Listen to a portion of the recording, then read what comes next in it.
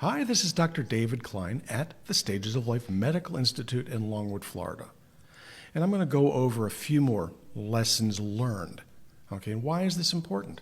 Because if you don't learn from what you've experienced, you're not going to move on in life. You're just not very smart. The wise person learns from the mistakes of others.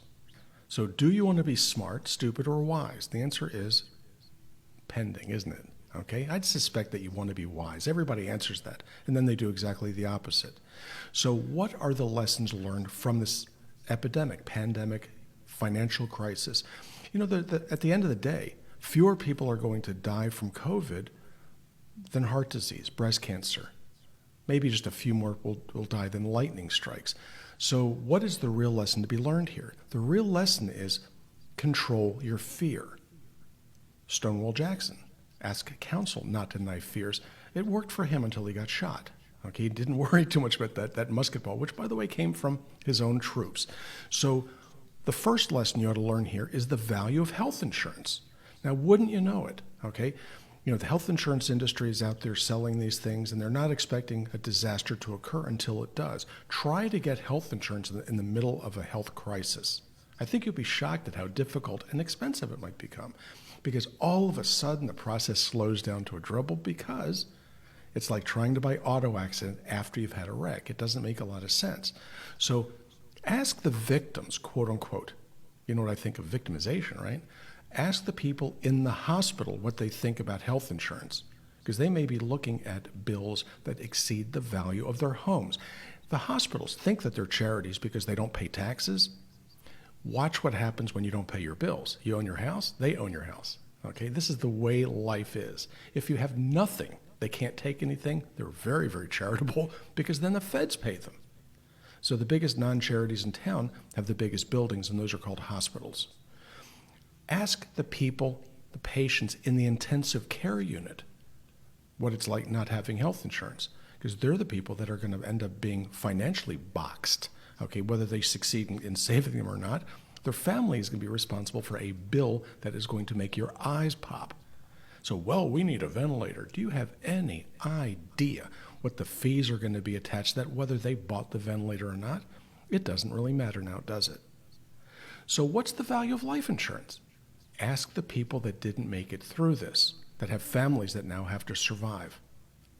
Okay, life insurance is very important, especially if you have young kids, if you have disabled people in your family, or if you have to take care of somebody else other than yourself.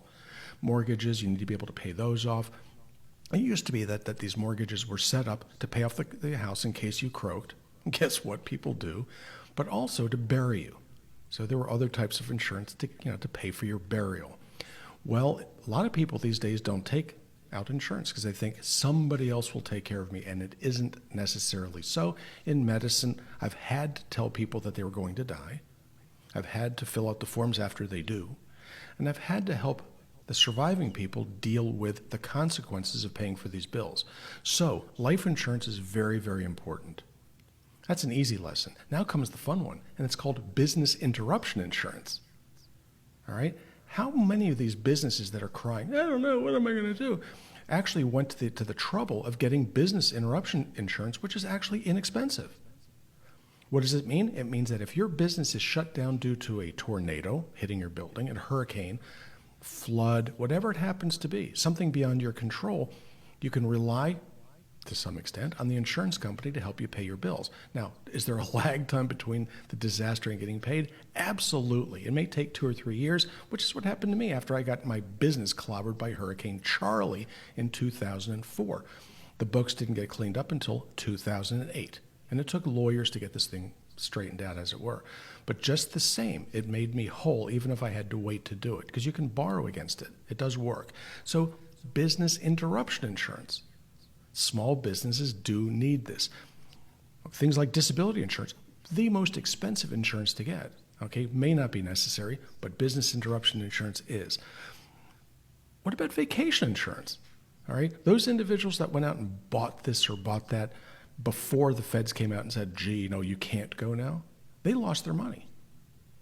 So that little bit that they charge for business, for your loss of your vacation, may not be such a bad idea coming into next fall. So when they ask you, well, would you like to insure that? The answer ought to be, drumroll maestro, yes.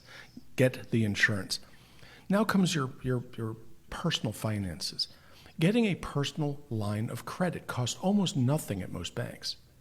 Now is the time to get it, or when this disaster is over, because credit is going to loosen. And should you need to feed your family and you don't have enough cash to do it, it's really nice to have overdraft protection, and it's nice to have a personal line of credit, because then you'll be able to drag your way through this thing just a little bit easier.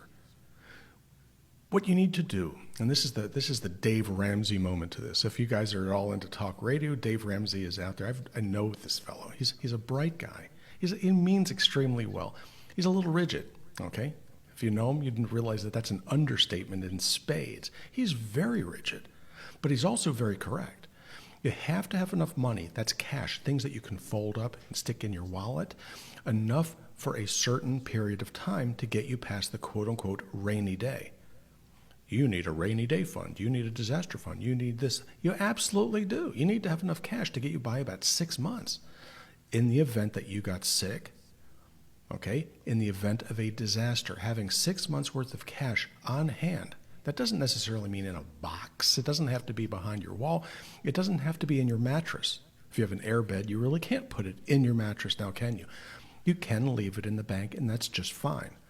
But to be able to be self-reliant, to be able to pay your bills for 6 months without being thrown out or ruining your credit is extraordinarily valuable. So if you're looking at spending your money on a vacation, put it in that rainy day fund. By now, you've figured out how necessary this is.